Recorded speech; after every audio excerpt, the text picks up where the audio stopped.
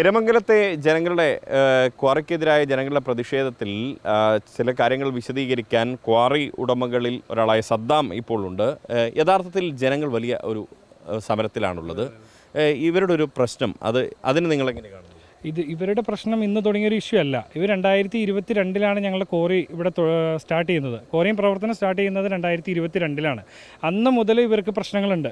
ഇവർ പല പ്രശ്നങ്ങൾ ഉന്നയിക്കുന്നുണ്ട്. അപ്പോൾ എല്ലാ ഡിപ്പാർട്ട്മെൻറ്റും നമ്മൾക്ക് 16 ഡിപ്പാർട്ട്മെൻറ്റ് അംഗീകരിച്ചിട്ടാണ് ഒരു ലൈസൻസ് തരുന്നത്. അപ്പോൾ ഈ 16 ഡിപ്പാർട്ട്മെൻറ്റിൽ കൊണ്ടുവന്ന് ഇവർ കംപ്ലയിൻറ്റ് കൊടുത്തിട്ടും ഇന്ന് വരെ ഇവർക്ക് കിട്ടേണ്ട ഉത്തരവൊന്നും കിട്ടിയിട്ടില്ല. കാരണം ഇവർ പറയുന്നതായ ഒരു കാര്യങ്ങൾ ഇതിലില്ല.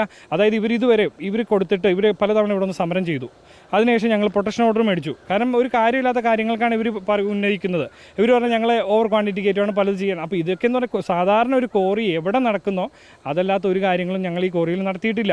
ഇന്ന് വരെ ഈ കഴിഞ്ഞ മാർച്ച് 30 ജില്ലാ ജിയോളജിസ്റ്റ് ഇവിടെ വന്ന് പരിശോധന നടത്തിയിട്ട് പോയതാണ്. ഈ ഇഷ്യൂ ഉണ്ടായി. ഇപ്പോൾ 4-5 ദിവസം ഇഷ്യൂ നടക്കുന്നു. ഇതിനിടയിൽ ADM കോഴിക്കോട് നിന്ന് ADM വന്ന് ഇത് ചെക്ക് ചെയ്തിട്ടും പോയതാണ്. ഇവരോട് സംസാരിക്കുകയും ചെയ്തതാണ്.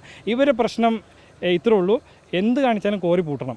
അതായത് ഇവരിൽ ഒരാൾ, ഞാൻ ചോദിക്കുന്നൊന്നുമല്ല, ഈ ഇത്രയും ജനങ്ങൾ, 100 കണക്കിന് കുടുംബങ്ങളിൽ വരുന്ന ആളുകൾ, അതിൻ്റെ പ്രതിനിധികൾ, അവർ വെറുതെ വന്ന ഒരു ക്വാറിക്കെതിരെ സമരം നടത്തുമെന്നുള്ളൂ? ഇല്ല. അതായത് ഇവിടെ നിലവിൽ എന്താ സംഭവം എന്ന് വെച്ചാൽ ഇതിൽ വളരെ ഇപ്പോൾ നിങ്ങൾ പറഞ്ഞ 100 കുടുംബമൊന്നും ഇവിടെ ഇല്ല. 100 കുടുംബം ഇപ്പോൾ നിങ്ങൾ കണ്ടിട്ടില്ലല്ലോ. താഴെ ഒരു 10, 20, 25 വീട്ടുകാർ നിങ്ങൾ അവിടെ പോയി ചോദിച്ചാലും ഇതിലാരും ഇതിൻ്റെ തൊട്ടടുത്ത് താമസിക്കുന്നവരല്ല.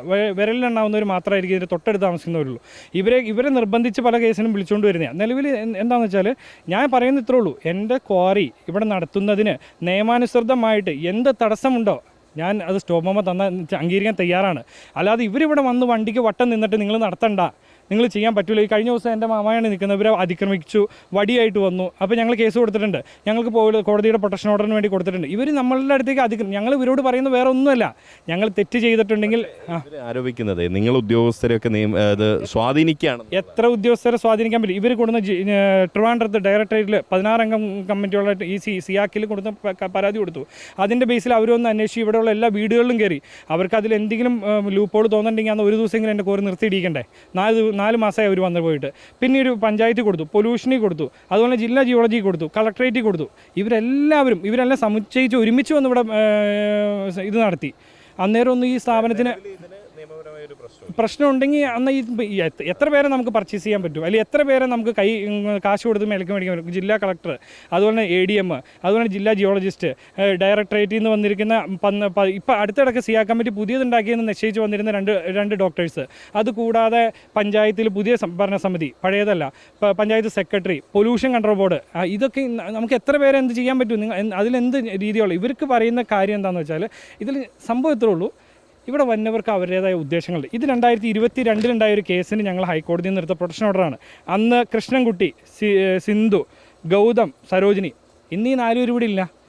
ഈ സമരപ്പന്തലിലിരിക്കുന്ന അല്ലെങ്കിൽ സമരത്തിന് വരുന്നവരുടെ ആവശ്യം ഈ പാവപ്പെട്ടവർ ചെയ്യുന്നത് കുറേ പേരുടെ ആവശ്യങ്ങൾ നിറവേറ്റി കൊടുക്കില്ല. 94 ലക്ഷം രൂപ കൊടുത്ത് ഞങ്ങൾ ഇതിലൊരു സ്ഥലം മേടിച്ചു. ഞങ്ങൾ അതിൻ്റെ എല്ലാ കാര്യവും വെളിപ്പെടുത്താൻ കഴിയില്ല. ഇന്നും ഇവിടെ വന്നിരിക്കുന്നവർക്ക് ഒരു ഉദ്ദേശമുണ്ട് സ്വന്തമായ. നിങ്ങൾ പറഞ്ഞില്ലേ എന്തുകൊണ്ടാണ് ഇവർ വെയിൽ കൊള്ളണമെന്ന്, അല്ലെങ്കിൽ എന്തുകൊണ്ടാണ് ഞങ്ങളെ ബുദ്ധിമുട്ട്, അല്ലെങ്കിൽ ഇവിടെ എന്തെങ്കിലും ഒരാളുടെ മേത്തേക്ക് ഒരു കല്ല് നിറയ്ക്കട്ടെ, അല്ലെങ്കിൽ ഒരാൾക്കെതിരെ എന്തെങ്കിലും ഒരു ഇഷ്യൂ, ഞങ്ങളുടെ ഭാഗത്തു നിന്ന് ഒരു തെറ്റ്, ഒരു FIR ഉണ്ടാവട്ടെ. ഞങ്ങളൊരാളോട് എതിർത്ത് സംസാരിച്ചിട്ടില്ല. ഞങ്ങളൊരാൾക്ക് നിങ്ങളുടെ ഇഷ്ടത്തിന് അങ്ങനെ ഒരു വർത്തമാനവും ഞങ്ങൾ സമരം തുടരുന്നതിന് നിങ്ങൾ എതിർക്കുന്നില്ല. ഞങ്ങൾ നിയമപരമായി മാത്രമേ അതിനെ എതിർക്കുന്നുള്ളൂ. ഞങ്ങൾ ഹൈക്കോടതിയിലേക്ക് പെറ്റീഷൻ കൊടുത്തിട്ടുണ്ട്. ഞങ്ങൾക്ക് ഒരു പ്രൊട്ടക്ഷൻ ഓർഡർ വേണം. നിയമപരമായി ഒരു സ്റ്റോപ്പ് മെമ്മോ വരികയാണെങ്കിൽ നിങ്ങളത് നമുക്കത് ഞങ്ങൾക്കെന്നല്ല, അത് ഏത് സ്ഥാപനക്കാരും അംഗീകരിക്കണം. അത് ഞങ്ങൾക്കത് മാറ്റിവെക്കാൻ പറ്റില്ലല്ലോ. അതാ ഞാൻ ചോദിക്കുന്നുള്ളൂ. ഇവർക്ക് ആവശ്യമുള്ള ഏത് ഡിപ്പാർട്ട്മെൻറ്റിൽ പോയി കംപ്ലയിൻറ്റ് കൊടുക്കാം. ഇതിൻ്റെ ഫ്രണ്ടിൽ വന്ന് ലോ ആൻഡ് ഓർഡർ ഇവർ കയ്യിലെടുത്തിട്ട് തന്നെ ആര് എൻ്റെ മാമാനെ തല്ലാൻ പോയി. അതുപോലെ തന്നെ ഇവർ കല്ല് വെച്ച് എറിയാൻ വന്നു, തെറി പറഞ്ഞു. ഇതിൻ്റെയൊക്കെ വീഡിയോസ് എൻ്റെ കയ്യിലുണ്ട്. ഇതൊക്കെ വെച്ചിട്ടാണ് ഞങ്ങൾ നിലവിൽ പരാതി കൊടുത്തിരിക്കുന്നത്. ഇതിൻ്റെയൊക്കെ ആവശ്യം എന്താ? ഒരു നാട് മൊത്തം ഞങ്ങളുടെ മേത്തേക്ക് കയറി ഞങ്ങൾ എത്ര പേരുണ്ടായാലും അത് ഞങ്ങളെ കൊണ്ട് സാധിക്കില്ലല്ലോ.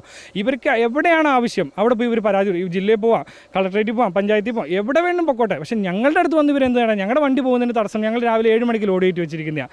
അതിന് തടസ്സം വെച്ച് കഴിഞ്ഞാൽ ഞങ്ങൾക്ക് പിന്നെ എന്താ ചെയ്യാൻ പറ്റുക? അതുമാത്രമേ ഞങ്ങൾ ചോദ്യമുള്ളൂ. അല്ല ഇവർ മറ്റേ കംപ്ലയിൻ്റ് ആയിട്ട് പോകേണ്ടതിന് ഞങ്ങൾക്ക് യാതൊരു തടസ്സമില്ല. നമ്മുടെ കോറി പ്രവർത്തിക്കാൻ പറ്റില്ല എന്നൊരു ഡിപ്പാർട്ട്മെൻറ്റ് 12 വർഷത്തേക്കുള്ള EC കിട്ടിയേക്കണെയാണ്.